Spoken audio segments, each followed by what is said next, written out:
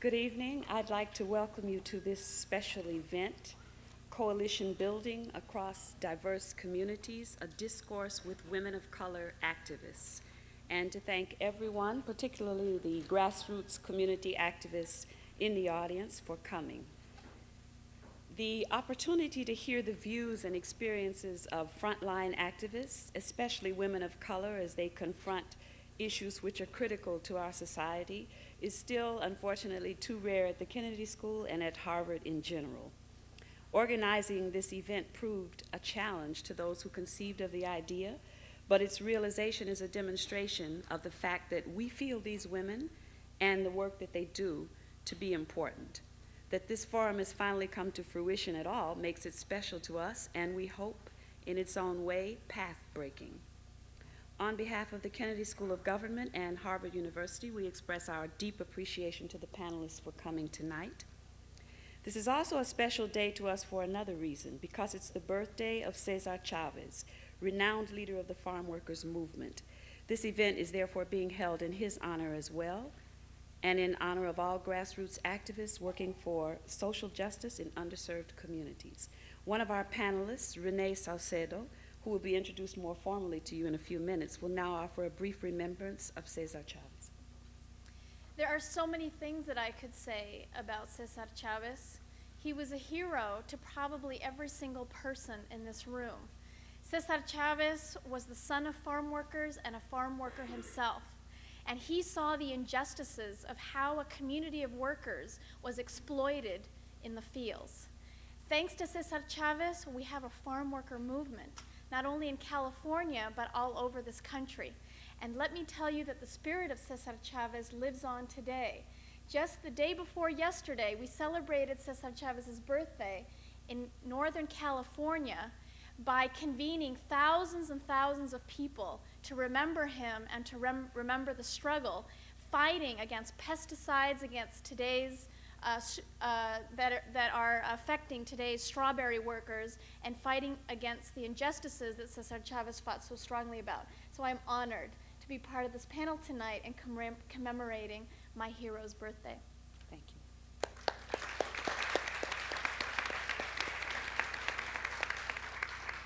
I have the honor now of introducing Dorothy Gilliam, back at Harvard and the Kennedy School once again, who will moderate tonight's panel discussion and the ensuing question and answer session in the usual Kennedy School tradition. Let me just say a few words about Ms. Gilliam. She holds the master's degree in journalism from Columbia University. She was a columnist for 17 years at the Washington Post. Just 3 months ago, Ms. Gilliam became the first director of a new endeavor at the Post, the Young Journalists Development Project. She's a former president of the National Association of Black Journalists, and during her tenure sparked something called Unity 94, which was the first joint convention of Asian American, Hispanic, Native American, and African American journalists associations. She is the author of, among other publications, and I picked the ones that struck me, a chapter in the book, From the Women's Page to the Front Page, and also Skin Deep, Black Women and White Women Write About Race. And last but not least, as some of you may know, she was an IOP Fellow in the fall of 1996 at the Kennedy School. It's a pleasure to hand the floor over to Ms. Gilliam.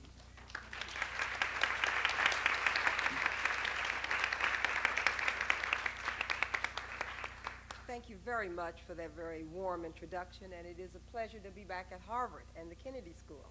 And I, too, salute the young women who organized this event. I think it is extraordinary, and we will get very promptly into the subject this evening. As many of you know, there is in America a very long history of activism on the part of women of color. Some people in this room probably know more about that than others, but it is a history that has changed and evolved over the years. It has varied with the demographics. In my own tradition, when I think of women activists, I think of Sojourner Truth and Harriet Tubman, and I think that almost every woman in the room can point to women who have been part of making this a better nation. And I think in all of our discussion tonight, it's going to be very important to see that each activist is involved in a struggle to make America a better place for all of us. The struggle has varied with the demographics. And we know that today in America, the demographics are changing rapidly. Today, people of color make up approximately 28% of the American population. And that number is projected to continue to grow so that by the year 2040, there will not be a majority of whites. There will not be a majority of one race. So this discussion tonight comes at a very important time. And we are very fortunate with these women because they indeed represent history in action. I want to introduce each of them very briefly. Then I will pose an opening question. We will have a few questions among ourselves, but we want this to be a dialogue. We want to involve you. So we're going to try to expand the portion of your involvement a little bit further than perhaps you do on some forum events. So I will begin by introducing to my extreme right, Satupa Basu. She is director of the Women's Center at the University of Washington. She is an independent scholar and community activist. She believes education becomes most valuable when it is applied directly to action to further the betterment of humanity. She presently serves on the Kings County Civil Rights Commission, that's in Seattle, Washington, and she was a recipient of the United Nations Human Rights Award in 1988. Satupa Basu.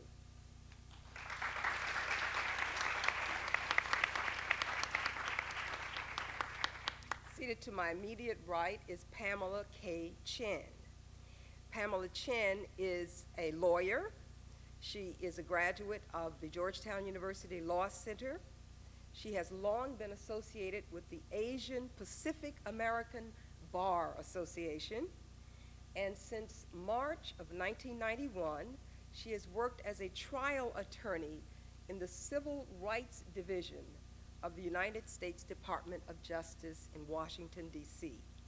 And I will let her explain a little bit about the work she focuses on. Pamela Chen.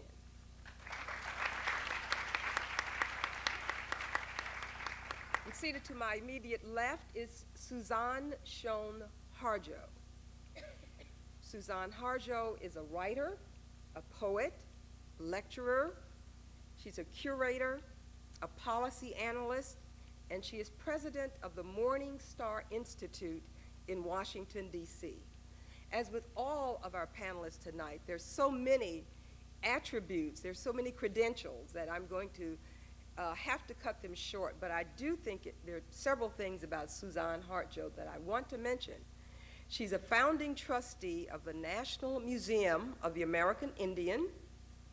She was the executive director of the National Congress of American Indians, and she has helped Native nations recover more than 1 million acres of land. Suzanne.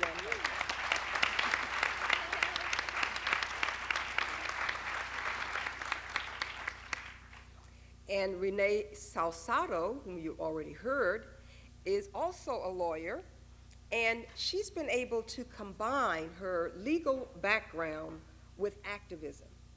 It's important in Renee's mind that people of color be empowered, and so her work has helped to facilitate that empowerment. She is a graduate of UC Berkeley, both in undergraduate and in law, and she is currently the executive director of the Northern California Coalition for Immigrant Rights. Renee Salsado.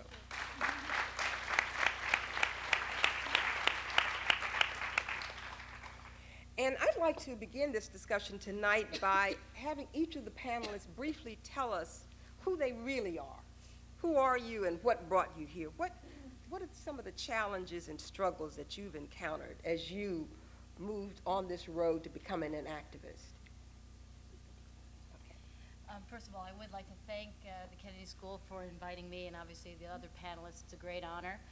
And the students especially have worked so hard to put this together. I think it's wonderful that you've all done this. I think it's a great accomplishment that you should feel very proud of. I'm going to start off by telling a little story. When I was younger, I used to routinely tell my friends, you know, you think you have it bad. Your parents tell you to eat all your food because they're starving children in China. You think that's bad? My parents name names. And I used to say that all the time, and it's funny because thinking about that now, it says a lot about how I felt about myself then, and probably still do. Because on the one hand, there was always this incredible sense of fortune, you know, like of serendipity, of great fortune for me to be born in this country, to have all the advantages of being born in this country as opposed to China. My parents are immigrants from mainland China, and they came over during World War II. At the same time, there was this sense I always grew up with that there was sort of shame or otherness because my parents did grow up in mainland China where people were starving. And there was a sense that somehow I didn't belong here as a result of it. So whenever I told that story, I think now that I look back on it, it sort of encompassed these two sort of conflicting feelings I always had about my being here and who I was.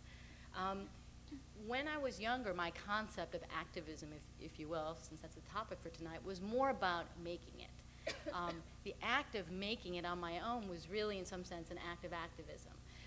It certainly was my parents' view of activism. I mean, having come here as immigrants, their whole goal was to make it for themselves and for us. So that really was their personal journey. I mean, that was the whole act, to overcome the adversity of immigration, of being an immigrant and being a foreigner. It wasn't until I got older that I started to realize that just making it, which I eventually did, I think, wasn't the goal. I mean, that in some ways activism obviously encompasses helping other people and helping other people make it as well. So when I finally got to law school and sort of had my awareness sort of brought out a little bit more, I finally joined the Asian Pacific American Law Students Association. And even then, the theme of making it was still probably more predominant than helping other people. I mean, if anyone here has been to law school or even thought about going to law school or even where you are now, you know that half of what you're doing is just struggling to survive and to make it on your own. And so a lot of what we did, obviously, we were preoccupied with our own struggles and maybe our collective struggle to make it together as law students and then to become successful lawyers. I then, after law school, joined the Asian Pacific American Bar Association in Greater Washington, D.C., and then there's a national organization. And it was interesting to me because there's the same dichotomy, at least in the professional organizations, that exists, I think, within myself, which is part of what the organization did was trying to make it and letting everybody help make it, forming political coalitions, trying to nominate people to judicial appointments, trying to help each other professionally to create our own little network. And that was a big part of what the professional organization did. The other part of it, though, had to do with grassroots organizing.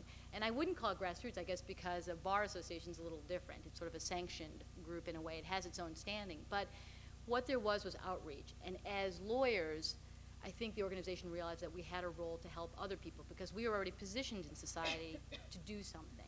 And so there was sort of these two extremes. One was helping laborers in Seattle, for example, in the Ward's Cove case, and many of you don't know about it, but it had to do with a cannery where there were a lot of people working and struggling, and then there was the civil rights laws were passed, but they were specifically excluded from its provisions. So they basically were left behind purposely, but it was written in a way that wasn't clear. So there were those issues that the Bar Association attempted to deal with. At the same time, they were sort of promoting themselves. So I think my experience, at least within activism in the Asian legal community, at least, is that there is this dichotomy, and it creates some tension because you have people who are immigrants who are coming in who are struggling with different issues than people who have been here for a while, the luxury of the first generation, as it were, to struggle about different issues. I mean, issues of getting ahead rather than just making it through the day. And I think that creates some tensions. I've now gone on to the Civil Rights Division, and that's where I work now, and I still obviously am involved with the bar, although not as much. And I, at least for myself, have brought in my civil rights perspective to other issues. Dorothy mentioned that I work in the division, but I don't deal with traditional race and gender issues. The section that I work in actually deals a lot with reproductive rights issues. There's a federal law that was just passed called the Freedom of Access to Clinic Entrances Act, prohibits violence and obstruction at reproductive health care clinics, and obviously it largely affects abortion clinics and abortion-related services. So I do a lot of litigation around that. And the other part of our work is helping people who are in institutions, who are confined to institutions like mental health, mental retardation, prisoners, nursing homes, the whole gamut of institutionalization. And you can't imagine sort of the spectrum of marginalized individuals. I mean, we talk about race, we talk about ethnicity, we talk about gender-related issues, but there's a whole realm of people out there who really just don't even make it on that limited radar, I think, as well. And so from my perspective, I've broadened it to that, but I'll leave it open, I guess, obviously, for other people to talk about. I will end with this, which is I think it's sort of ironic for me. Every once in a while, I pull out what they call our credentials. We have these Department of Justice credentials. They look very official, and, you feel like you could be on a TV show and flash it, and people would, give you all their drugs or something. But I have to admit, I'm always sort of struck by the irony, I guess, of it, of being sort of within this system now and having come in from feeling like an outsider. All of a sudden, it's like I am now sitting in the Department of Justice. And the awesomeness, I think, sometimes the power of the federal government is something to behold. It could be used, obviously, for good or evil, but I think it's very interesting, and it's sort of an interesting journey for me. We'll get back to that.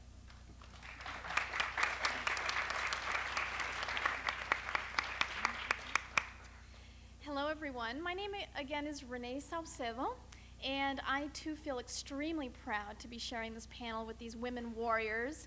And you students, women of color, look forward to, in a few years, being up here, and we're going to be on the other side listening to you. I am a product of affirmative action and bilingual education. And it may not be that popular these days in California, which is the state that I come from, or any other part of the country for that matter, to say that. But I say it proudly and I say it loudly. I am a product of affirmative action and bilingual education.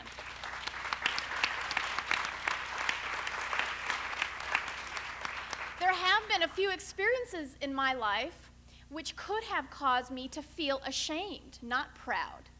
When I was a senior in high school, I was in my chemistry class one day in the last few weeks of high school. I was thrilled because I walked into my chemistry class with my little envelope and my letter from UC Berkeley telling me that I was going to college, the second person in my family to go to college. And I was talking to my friends, and I was sitting in the front row in Mr. Carlson's chemistry class. And mind you, I wasn't very good at chemistry, but given that, Mr. Carlson must have overheard our conversation because I was saying, well, what do you wear? What am I going to wear my first day of school? Mr. Carlson got up in front of the class and waited until everyone was absolutely silent. And in front of all my friends and peers, looked down at me and said, Saucedo. At the time, I didn't know what he was going to say, and I was thinking, he doesn't even know how to pronounce my name. It's Saucedo, Mr. Carlson. And he says, Saucedo. With a name like that, who wouldn't get into UC Berkeley? He said, I'll give you a semester. Well, I went home that day, bawling my eyes out, crying to my parents. My dad wanted to go back to my high school and punch the guy out, and I said, no, Dad, don't embarrass me any further. So what I did is I went to UC Berkeley thinking and believing that I would fail, and I worked my ass off.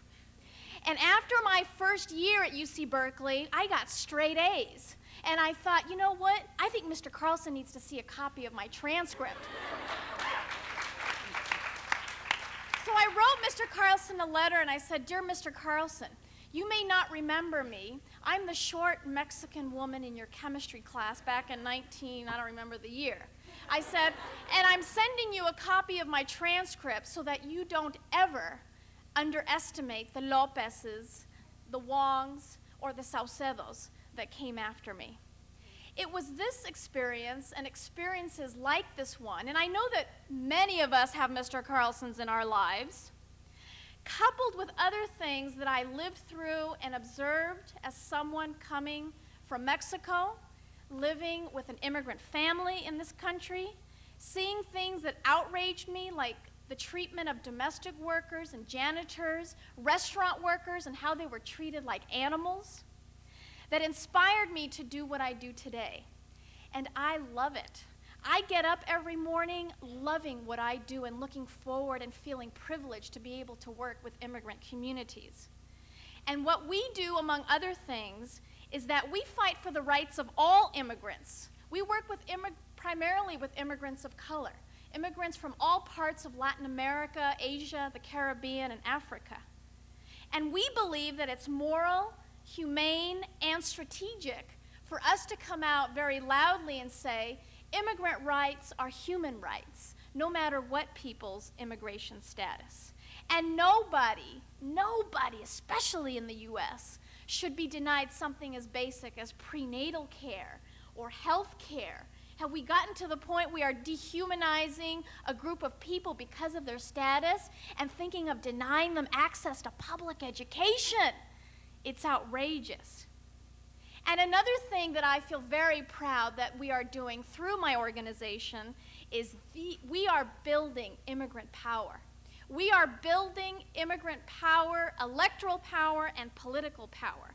And I will tell you that I am not underestimating this when I say that thanks to immigrant activists, many of them women activists, in California we still have food stamps for children and elderly people who can't work and can't support themselves. It's thanks to community organizing that we fight the terror that INS raids causes among immigrant families, to the extent sometimes that mothers are too afraid to take their own children to school. It's thanks to immigrant activism that we still have education for all immigrants, especially in California where we have our immigrant-loving Governor Pete Wilson. Look out for him because he's going to run for president, gang. It's thanks to immigrant activism that we are fighting right now in California to maintain our cultural dignity and language, fighting this Proposition 227. Look out, because you know what happens after something's passed in California, we see it all over the country again. And it's thanks to immigrant women's fighting and struggle, many of them undocumented, that we in California and in other states in the country still have access to prenatal care for all women, regardless of immigration status. Coalition building is one of the main things that we do at my organization. We do it through leadership development. We have projects, for example, involving Latina and Asian women coming together to learn about each other and to sponsor campaigns and projects. We do coalition building work through campaigns. We did extensive work, for example, around welfare reform and took about 12,000 immigrants across ethnic and racial and gender lines to meet with our governor. He was so astounded he didn't even know what to say that day. We do coalition building through finding common issues. Immigrant communities are building bridges between themselves and other communities of color, particularly African American communities, by linking issues like INS enforcement and police brutality. The cops and the INS officials, they don't care what color we are. They attack us evenly. They don't care if some of us have our immigration papers and others of us don't. They'll arrest us and beat us up. We find coalition building imperative, and I personally find it to be a personal mission, because coalition building is one of the main ways we will fight the politics of division that we are experiencing right now. And coalition building is the most strategic way to build power among people of color. And let me just give you an example of these last 2 points. When Proposition 187 was being debated in California, people tried to make it seem like it was an illegal immigrant issue. It had to do with Latino undocumented immigrants. And others of us were saying, no, you're wrong. It's a step towards attacking you and your rights. And you know what? We were right. When Prop 187 passed, that's when we realized how important the coalition building was, because then welfare reform passed and they attacked legal residents. And then Prop 209 passed, which attacked affirmative action. And now they're trying to take away the citizenship of US-born children simply because one of their parents doesn't have appropriate immigration papers. Coalition building is what it's all about. Thank you.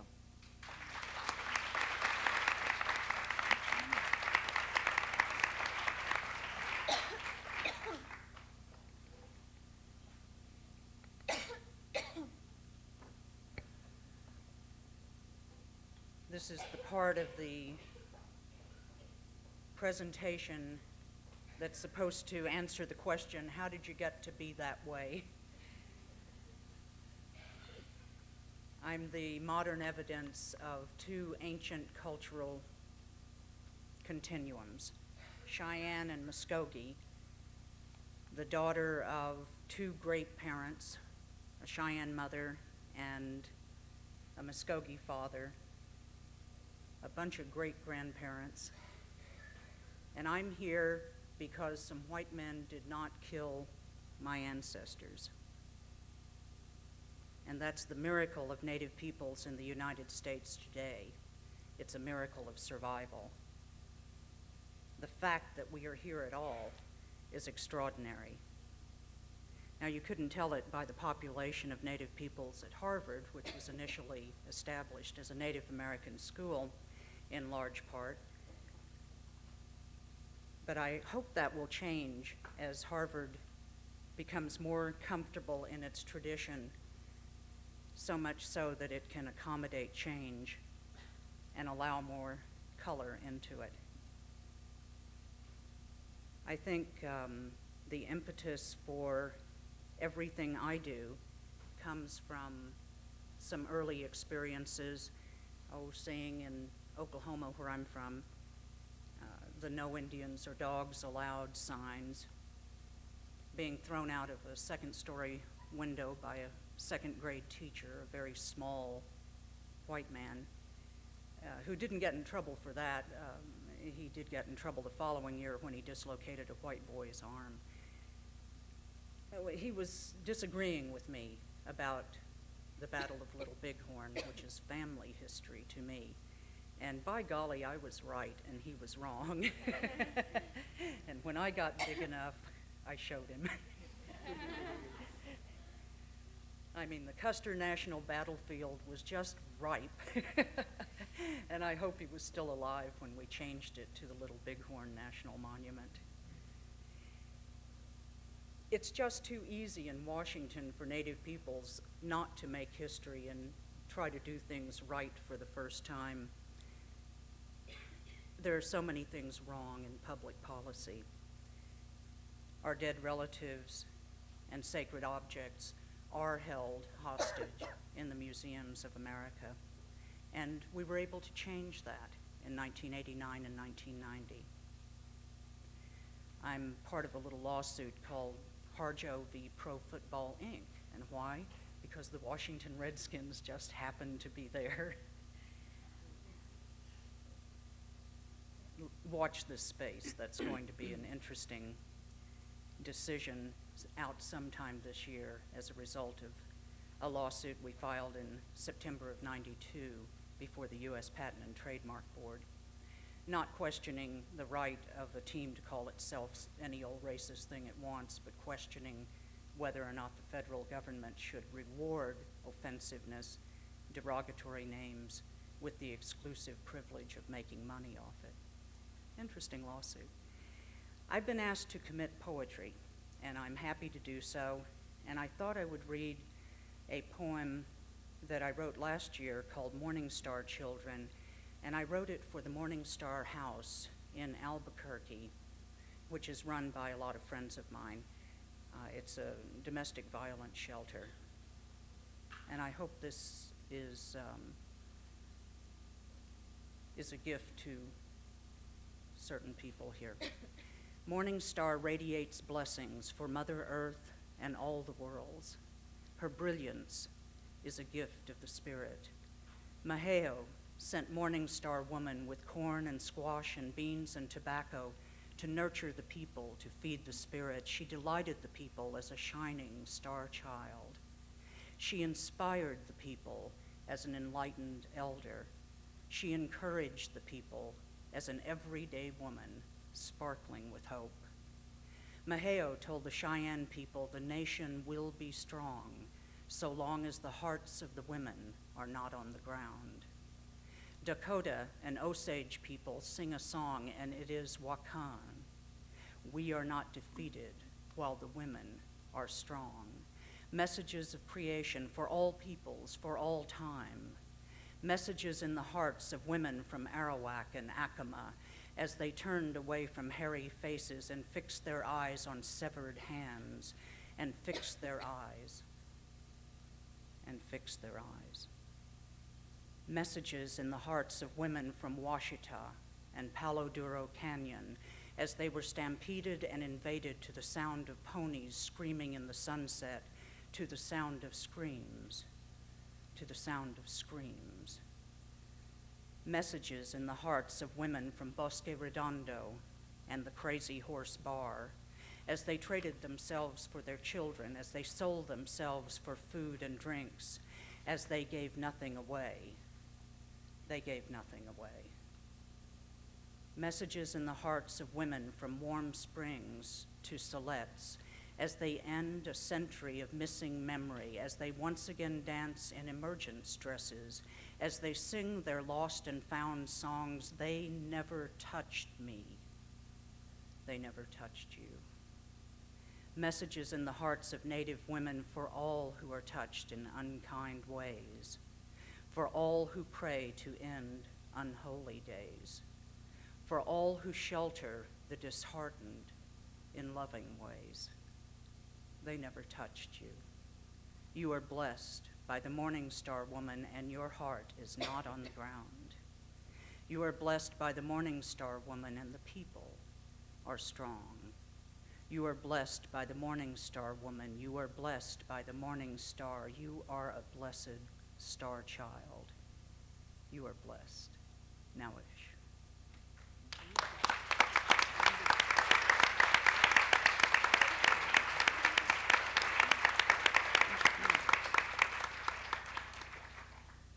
Good evening. I'm honored to be here, and thank you for inviting us.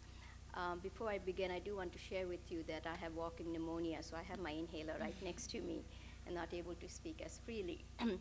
Anyway, to begin with, I grew up in India till the age of 19, and then I came here to go to school. And I grew up, while I was growing up, I went to all-girls boarding school. And at the time, I didn't see myself as an activist or a feminist. I do consider myself a feminist now. But I remember growing up in a very conservative environment, and we had an option every Sunday. We could go and do something. Either we could go shopping, we could go for walks, or we could do social work.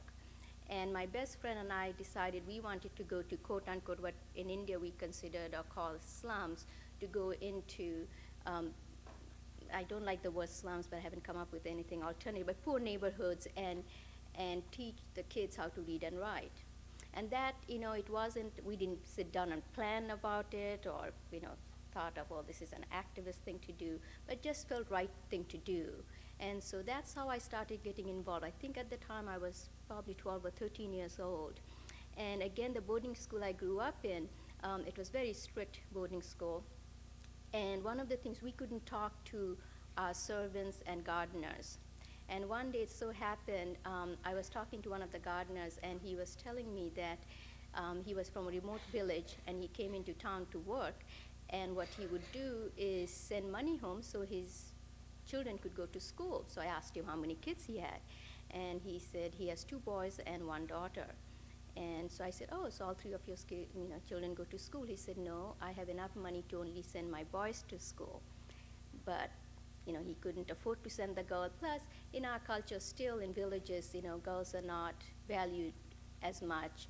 And so all the privileges go, the limited privileges that people do have go to the boys.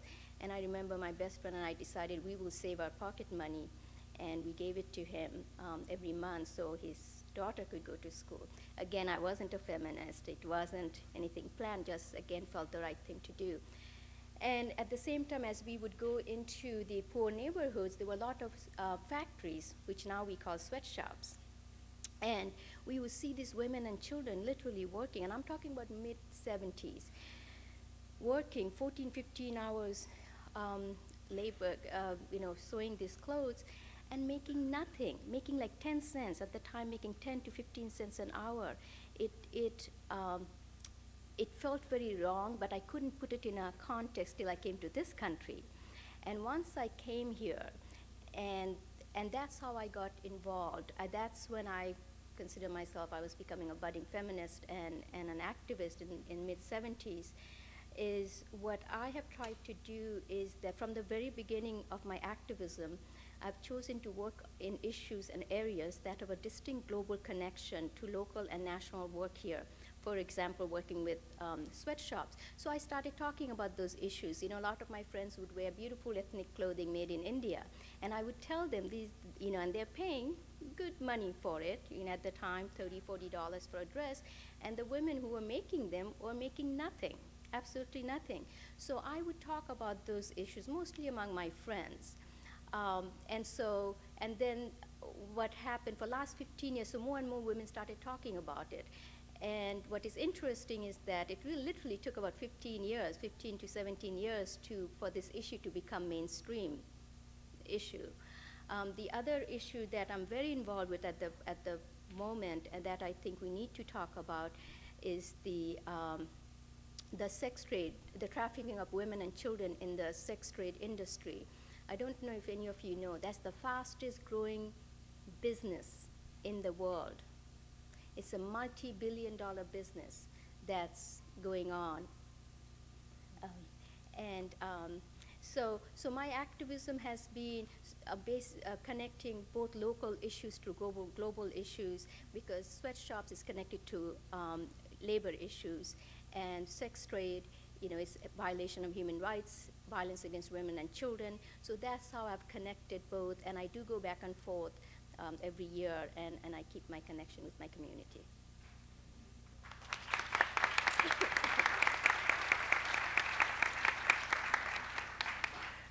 My activism has been primarily in the field of media and journalism. When I started when I first became a reporter back in the 60s, there were only 2 black reporters at the Washington Post. I became the third. And the percentage of blacks in media was probably less than 1%. It took the urban riots of the late 60s for the media to wake up. And in general, it was because there was a commission called the Kerner Commission. The Kerner Commission, after the cities burned in the wake of the death of Martin Luther King, the Kerner Commission said, the media is a part of the problem. The media is interpreting the world, and because it does not include African Americans and other people of color, the media is interpreting and presenting a world that doesn't really exist. And the Kerner Commission said the time has come for America to include blacks. At that point, race was only looked at in terms of black and white. We'll get into that more this evening. But the Kerner Commission said it is time for blacks to be a part of the media.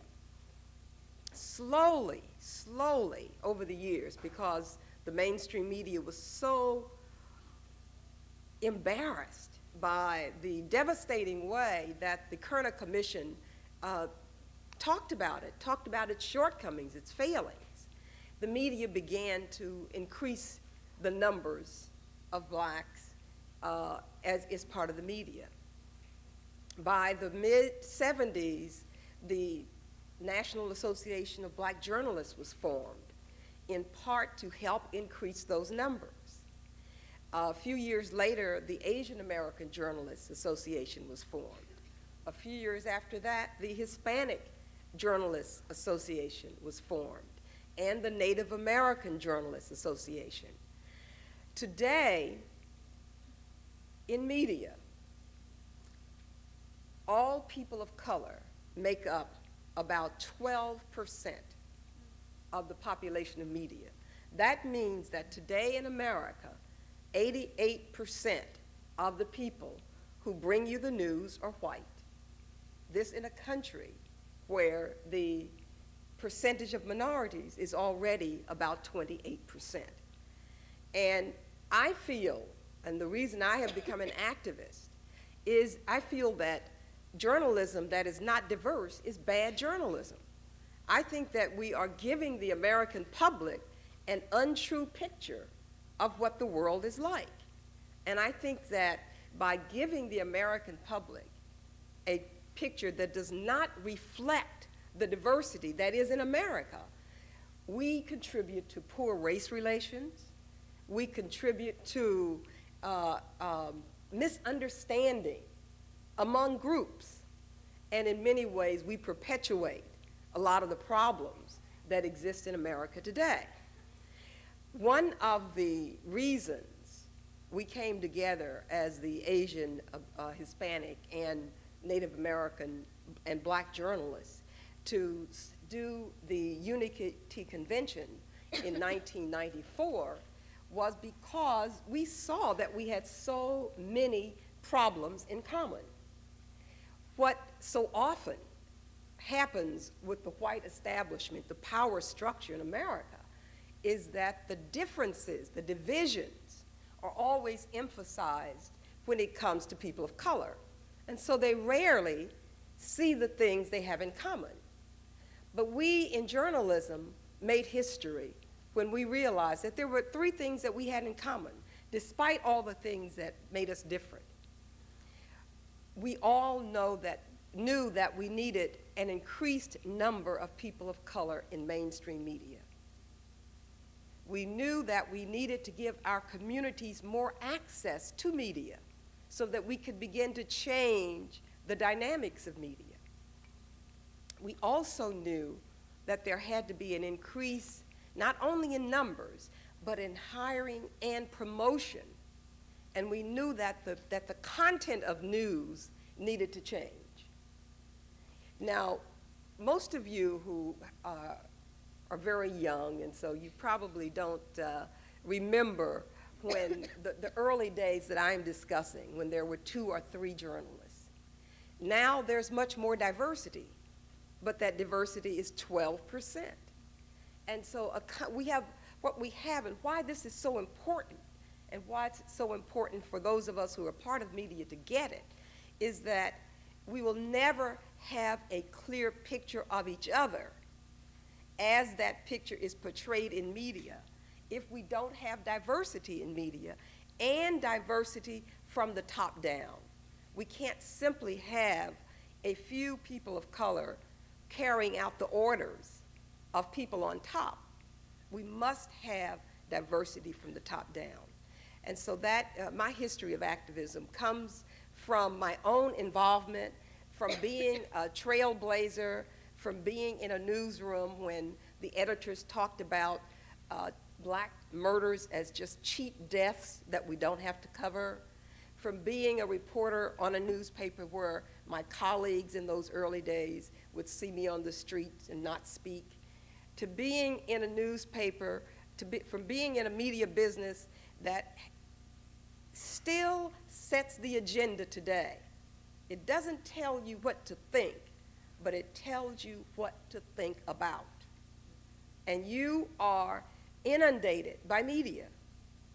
And the problem is that there is not enough diversity. There are not enough diverse voices bringing you the news, interpreting the news, feeling free to explain the world the way it really is.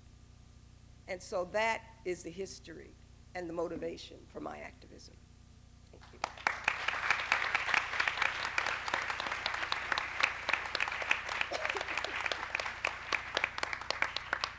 So I'm going to ask a question to the panelists. If the numbers are increasing, the numbers of minorities are increasing, as I have just stated, if they are vying for the same resources, what are the ramifications of that? And should they be vying for the same resources? Just anybody who wants to speak, jump in. America has a franchise of bakeries all over this country, and we're told all people of color, you have to go for the same slice of the same tiny pie amidst all of the riches in the bakeries. We have to get our own franchises. Skip the slice, skip the pie, skip the bakery, get to the franchise part. I'm going to ask you to tell this group how they do it. I'm sure they would agree with you. No one's going to give it to you. You have to take it. And you don't take it by asking permission. You take it by taking it. And that's you, me, all of us. We just have to move together, even if we're not communicating with each other specifically. We just have to do our best from our own groups, our own perspectives, but move in that same direction. Meg? Oh, I'm sorry.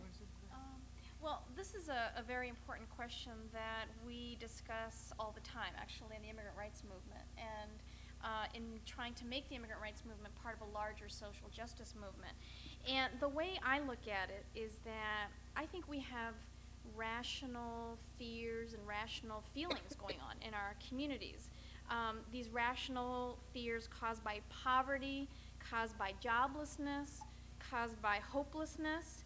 And I think that those realities express themselves in sometimes, not all the times, but sometimes they express themselves in interethnic and interracial tensions, and it's perceived as, or people want to make it be pictured as, you know, this hierarchy of oppression. And I think that it's caused by several things, and I'll throw out a couple.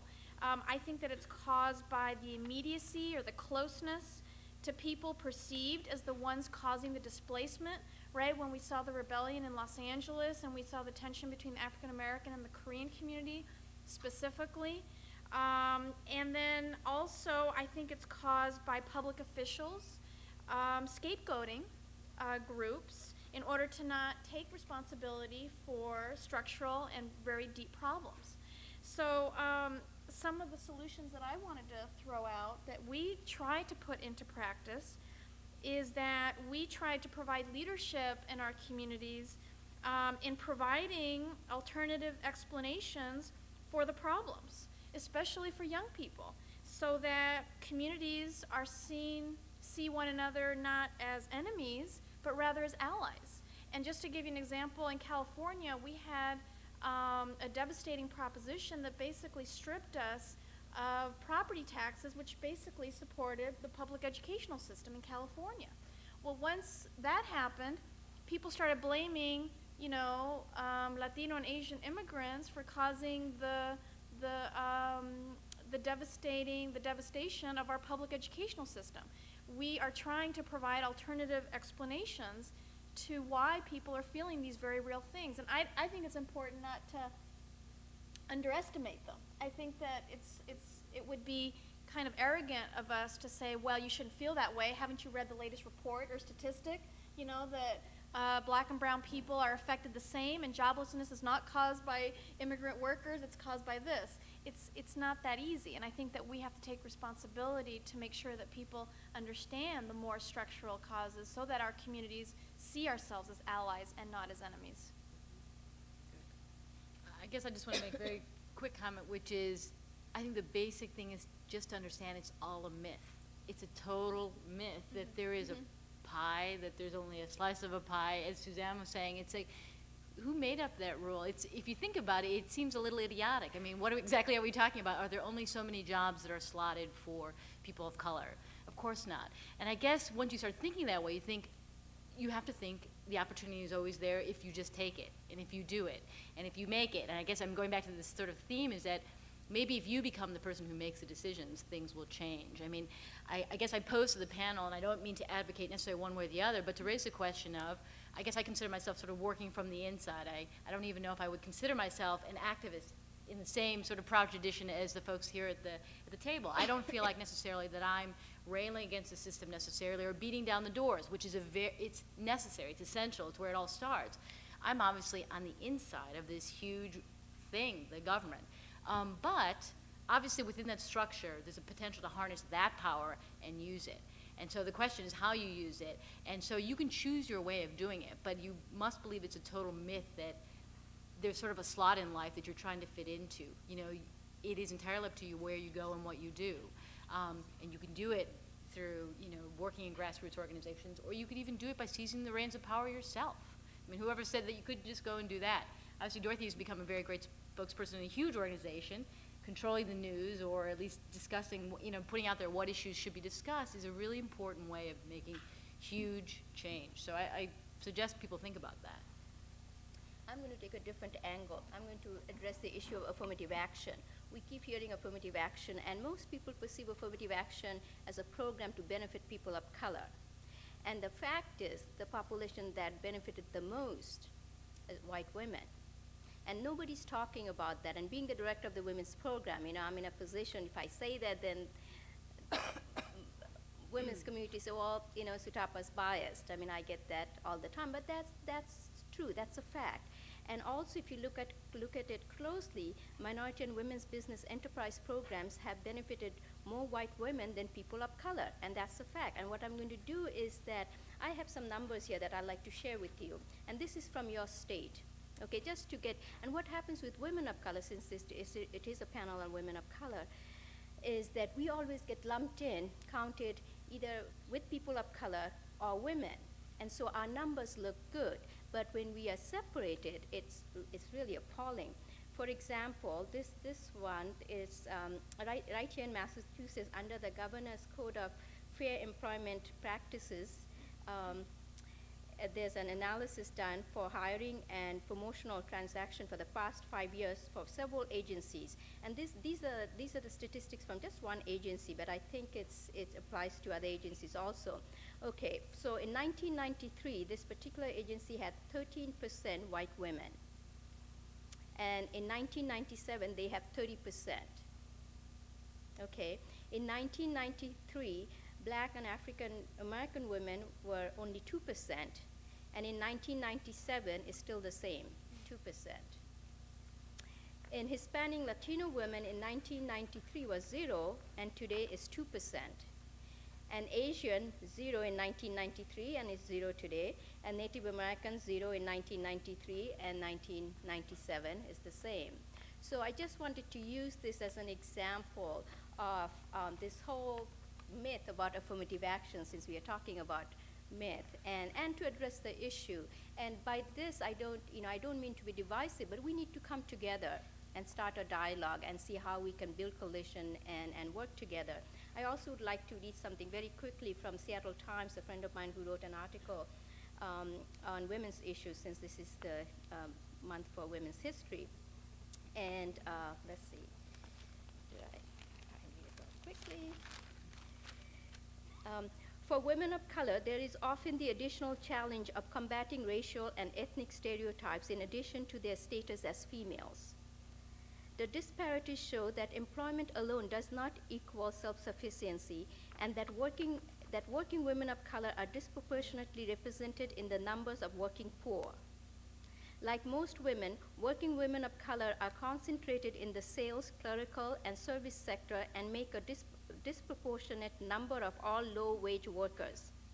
In 1996, African American, Latina, Asian, and Native American women earn less than their white counterparts and far less than white men. Black and Latino women looking for jobs are twice as likely to be disappointed as white women, and along with Native American women. They live in double the rates of poverty as compared to white women. Immigrant working women have even higher obstacles to achieve living wage salaries.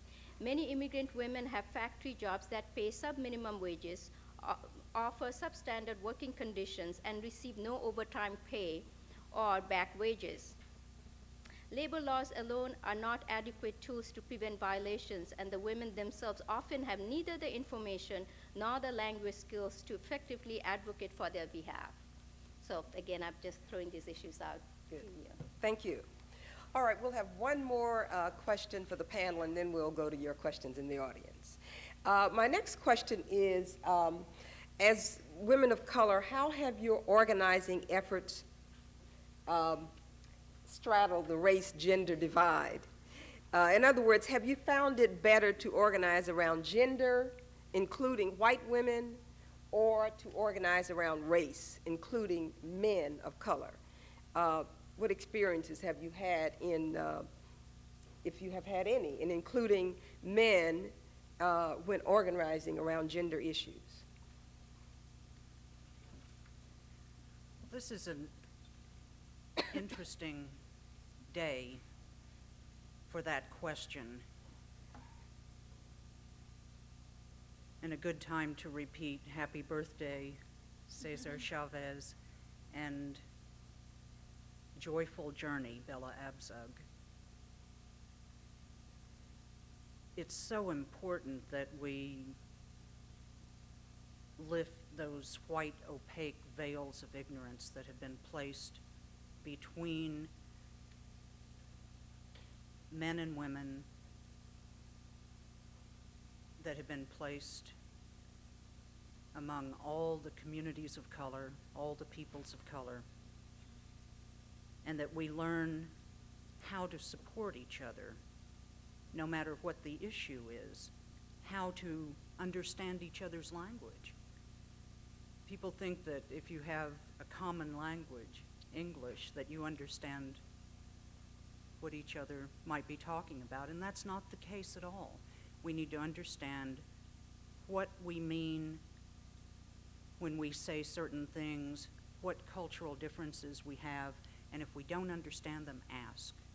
And let people identify themselves as they wish to be identified, as they wish to be known, and just move from there and just accept that. Acceptance is such an important thing.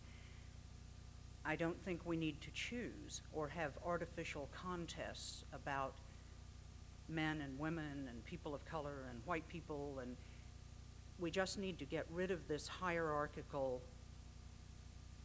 pyramid where the white people are at the top and all the people of color are clamoring to get up to the top of that pyramid and relating only to the white people. The people of color need to relate to each other, and all of a sudden, and in as many ways as we possibly can.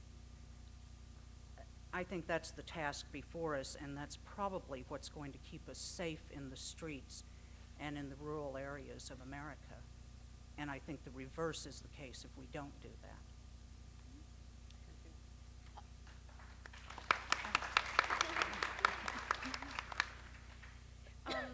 We organize around an immigrant identity. And the closest definition that I can get to that is that we work with people no matter what their immigration status, or for that matter, what generation they are in the immigration line. And it includes both men and women. However, we do have special organizing projects for immigrant women because we understand and realize that immigrant women have specific needs and interests that need to be addressed on their own. So for example, there's a group that we work called Mujeres Unidas y Activas. It's called United and Active Women.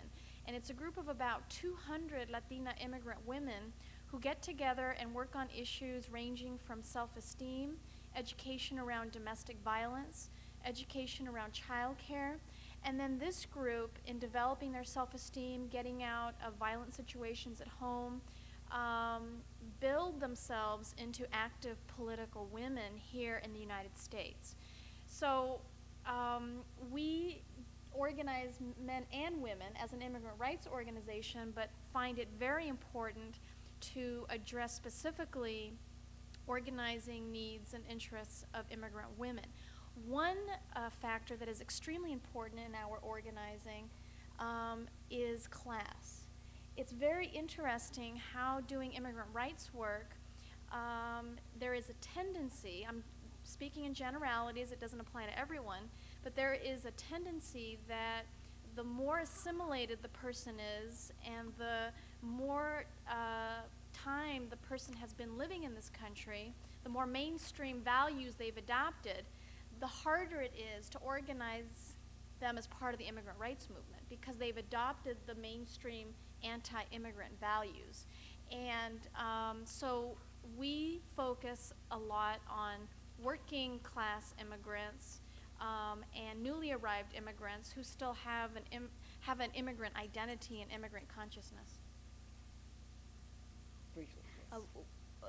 Presently, we are organizing against the initiative I-200, which is similar to what happened in California, is to do away with affirmative action. in the state of Washington. And what is real interesting is that all the different groups, the African American, the Asian American, the Latinas, the Native American, different sexual orientation, all the different communities have come together. And it's just incredible. It's extremely powerful. I think this is for the first time that in Seattle we have all come together to work on this issue. And the power, I mean, I've experienced this firsthand because I've mostly been involved with women's issues, and the women's community is also involved in this. The power of having that kind of coalition is just incredible. And so far, we are doing quite well. We'll see what happens in November. But again, building coalition is also the very first thing we need to do is build trust. And as we talked earlier, that pie mentality, and all of us, I remember working at working at a social service agency that was in the African American community. When I first came to this country, my activism really started in the African American community. I hung out with the students. They were the active students on campus, so that's who I hung out with. So anyway, my very first job was at a social service agency in the African American community. And I remember when the Southeast Asian refugees started coming in, and they would line up at the food bank, the resentment from one community to the other was just incredible. So many of us took the leadership to say, let's talk about this. It was like throwing a bone out there, that piece of pie, a small piece of pie, and everybody fighting over it. And we wanted to change that mentality. So we did a lot of community forums like this, went into the community, in the Asian community, the refugee community, as well as the African American community, as groups of us, and talked about this issue and look at the broader picture rather than just that one issue. And I think in order to bring about social change, that's what we have to continuously continue to do, is to bring in more people. And being a feminist and being active in the women's community, I often organize with men, and of course, men who share our concerns and are sensitive to our issues. So that has worked very well for me, going beyond gender and race and sexual orientation. Well, very briefly, in the African American community, because the problems that males experience and continue to experience in this society are so great, we very much work across gender issues within the Journalists Association, and I think within most other associations within this country. One of the things that there does exist a strong feminist or womanist tradition among African Americans, but when we look at the injustices that persist, we certainly feel that they have to be approached from both a male and a female perspective, and I certainly think that is the way to go. Ms. Chen said she would pass on this one, so we will now go to your questions in the audience. There will be 4 sites from which you may speak, and I simply ask each of you to remember that a question ends with a question mark. So if you would try not to preach, but to ask a question. The gentleman right there.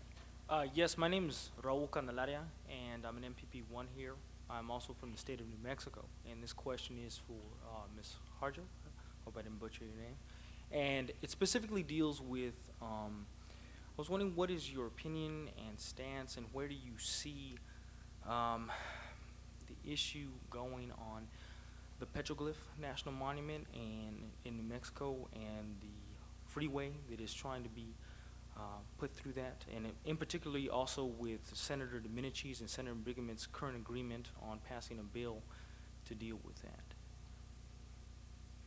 Well, just very briefly, I worked on that with a lot of good Pueblo leaders from New Mexico. And so it breaks my heart that there's now an effort to build a 5-lane highway through a sacred site that is not only a known sacred site, but is memorialized in federal legislation as a national monument.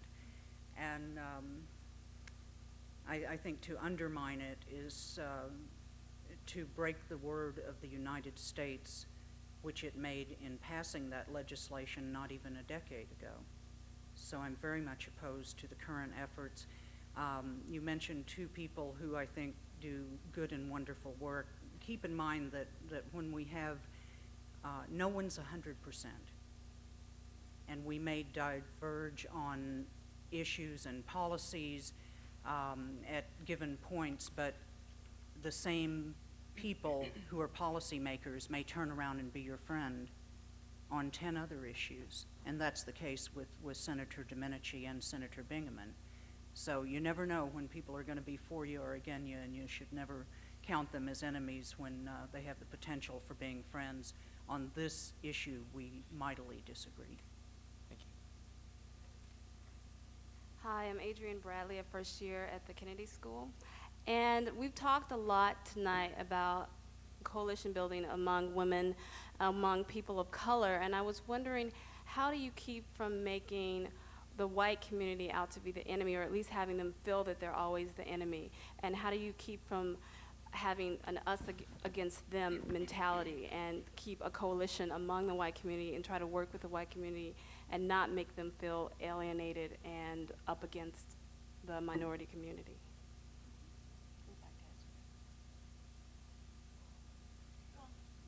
I'll start. One concrete way that we do that is that we involve the white community in multiracial efforts. Right now, we are much more aggressively building ties with the labor movement, which is very multiracial. And the leadership, I probably could comfortably say, is still white. It's starting to become more diverse, but labor leadership is still white. We are involving labor in a lot more of our efforts, especially since we have the initiative process in California. And so right now we are fighting two initiatives that we have linked. There's an initiative that is anti-union and an initiative that is anti-immigrant. And so we are beginning to make the links and saying that anti-immigrant policies are also anti-worker, regardless of your skin color. And that has seemed to work to form these multiracial coalitions, and so that our white partners don't feel isolated or don't feel secondary. And I So think, it- go ahead. It's always so difficult to know who speaks for this white man. There are so many parties and so many divergent voices. And I think that's something that we need to do, is check the credentials of the people who are making these complaints and see how much they're benefiting from our suffering. I don't think it's appropriate to concentrate great effort on racial issues solely, and that if we address ourselves to racial issues without addressing economic issues, then we're just making noise. And when you deal with economic issues, you necessarily involve most of the white people and most of the people of color in this country. And I don't mean that you always leap to a conclusion of eat all the rich white men.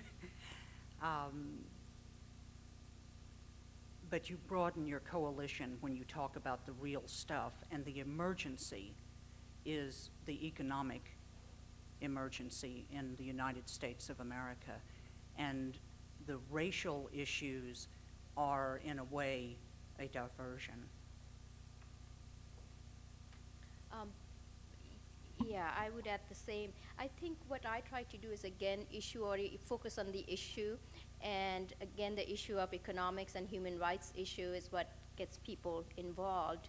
I remember, say 15 years ago, when I would talk about sweatshops and those kind of issues, I really received good reception from the quote-unquote the feminist community.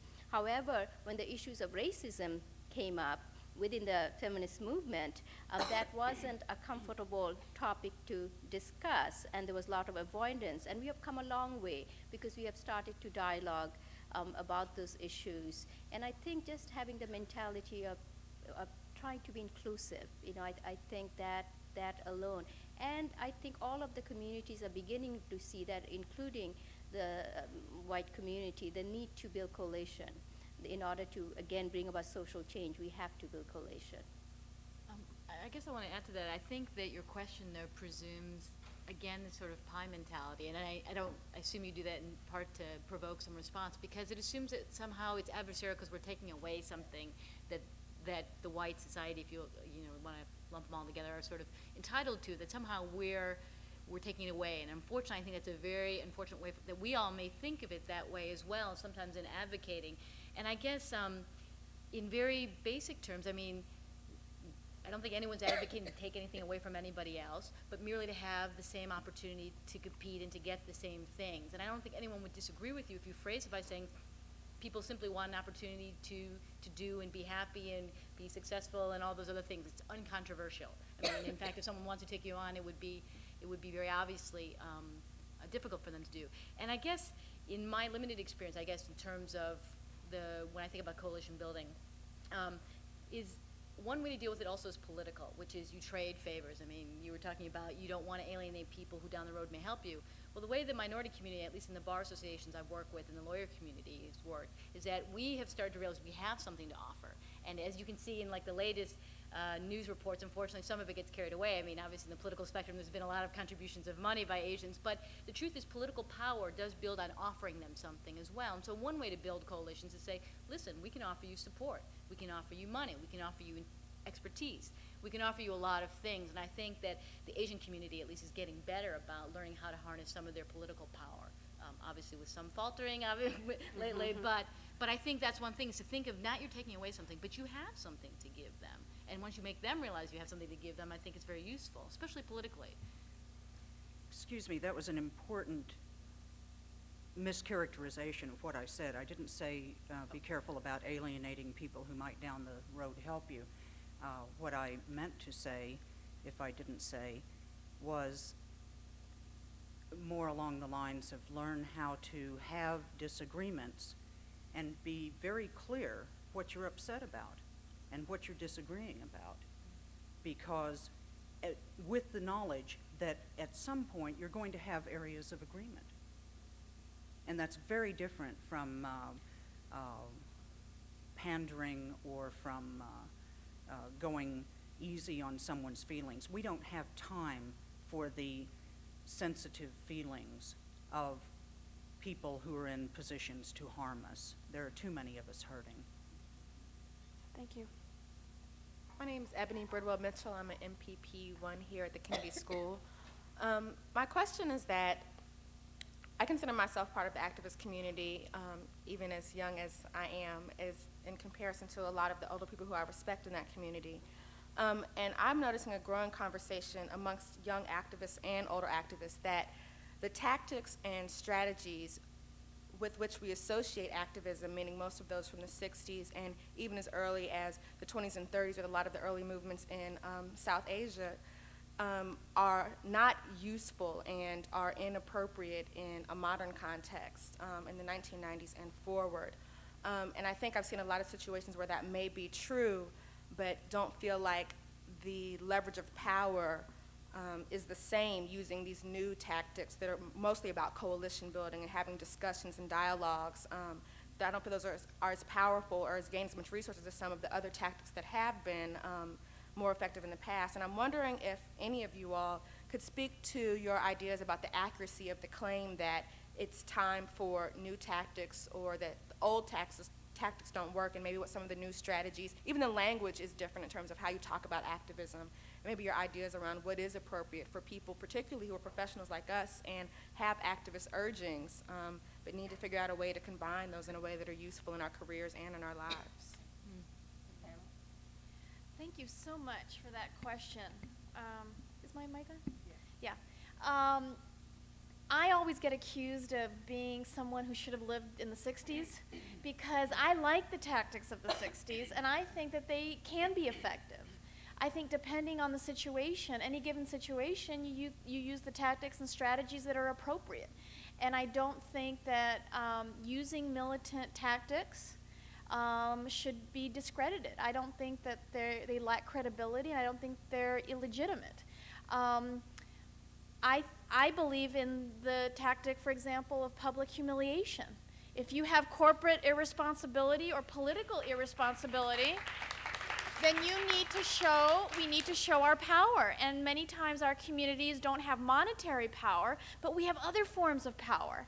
And I think that we are getting it after a couple of decades of being a little bit dormant, not totally dormant, but I think we're starting to get it that we do have power. It's just a matter of asserting it. So whether we assert it by chaining ourselves to, a corporate building because they're taking our jobs out to exploit third world labor, or if it's other strategies, I think that we need to be open to a variety of ones. I think that there are probably new strategies that we have yet to try, but let's not discredit the old ones, and let's learn from history. Whatever works. Yep. Yeah. Whatever works. Right. And I just advise you not to be susceptible to arguments that certain things are out of date or certain things are out of fashion. This is a time, we're 2 minutes away from the millennium, and we are still at a time where you have de facto segregation in higher education in America.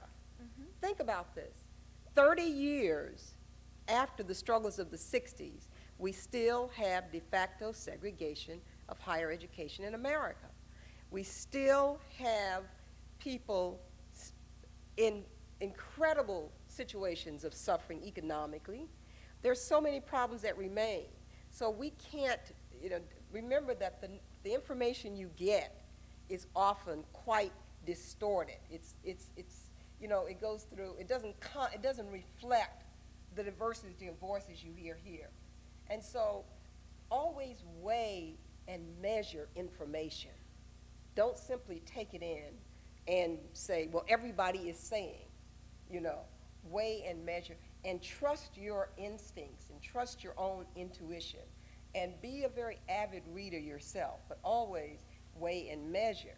And I think you'll come to the conclusion that so much of what is discounted still works today. I think if Martin Luther King were alive today, he would say that the politics of pressure are still effective. It's Frederick Douglass said it, power yields nothing without a demand. The demand may differ, but I think the demand must be made, because what we have in this country today is a lot of technical justice, which isn't justice at all. They're legalities, so you can make affirmative action sound as though it's taking away privilege when it's really bestowing privilege. So I think we really have to realize that a lot of what you hear has to be weighed and measured, and much of it discounted. I think we have 5 minutes and time for one more question. I think we're supposed to switch sides, right? Okay. I'm sorry. Maybe we'll get to you. We'll make it short. I think my question kind of builds on hers, and it's about leadership. And I was wondering, in your years of experience in coalition building, what types of leadership skills that you've relied on and seem to be particularly effective, and how any lessons that you can teach us as potential leaders who want to affect change, the type of change you're making. If someone has a good idea, get behind them. If you have a good idea, do it. And don't look behind you, because it could be that no one's behind you.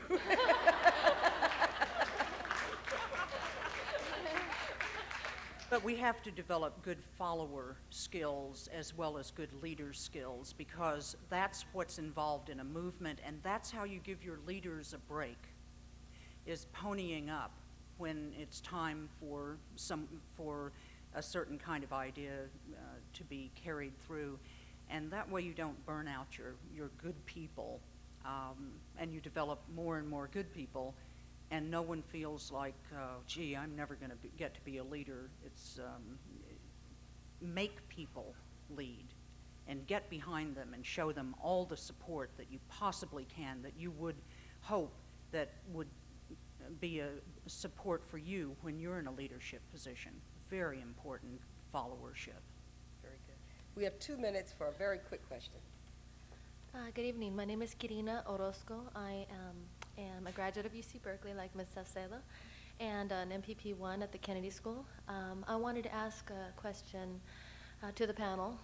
First of all, I wanted to say that I'm of a mixed ethnic background. My mother is I'm a product of a mixed ethnic background. My mother's Filipina, my father is Mexican, and I wanted to ask the panel what you feel the role is of people of mixed ethnic backgrounds in establishing a movement and coalition building, as well as do you feel that energies of women of color, whether they be of mixed ethnic background or not, should they be focused in coalition building or establishing a movement within their own ethnic group? Oh, that's a long one, but we'll have somebody take a quick shot at it. Who wants to volunteer? It has to start from the inside, and the inside isn't government, it isn't organizations. The inside is you. You have to be centered within yourself and begin to express yourself inside out. You have to figure out who you are first, and then your relationships will come naturally with opposites and with people who are similar. But no one ends up being just one thing. We're all so many different things. We probably, if we were honest, identify ourselves and are defined as much by the kind of music we like and the kind of movies we like, or whether or not we like to read as anything else, just as you're taught by your children and as well as by your elders. It all starts from the inside, though, and I don't think you need to think of your goal as ending up as one thing and then identifying with other people who are that one thing. It's just impossible. I just wanted to add really quickly, because your question made it sound like it was an either or. Either you do coalition building or you focus on your own group. And my observation has been that very few people are focusing on their own without doing some coalition building. I think that it's very natural, and it's actually imperative that we do both, and it's possible to do both. Well, I want to thank each of you for coming, for spending the evening with us. It's certainly been fascinating for me, and I'm sure for each and every one of the panelists. We hope that you have heard us this evening. We've talked a lot about public policy, but we've also talked about defining yourself. We've talked about people individually accepting themselves, trusting themselves, and being willing to act on the issues and the problems that you see around you. And that is really the height of self-respect. And that, I think, is what the young people who planned this forum tonight have evidenced. We're proud to be here, and we wish you all the best.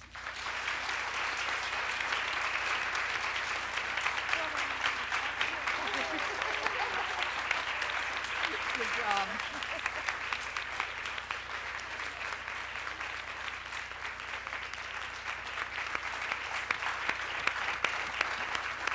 May we, in the spirit of Cesar Chavez, do the unity clap, the farm worker clap?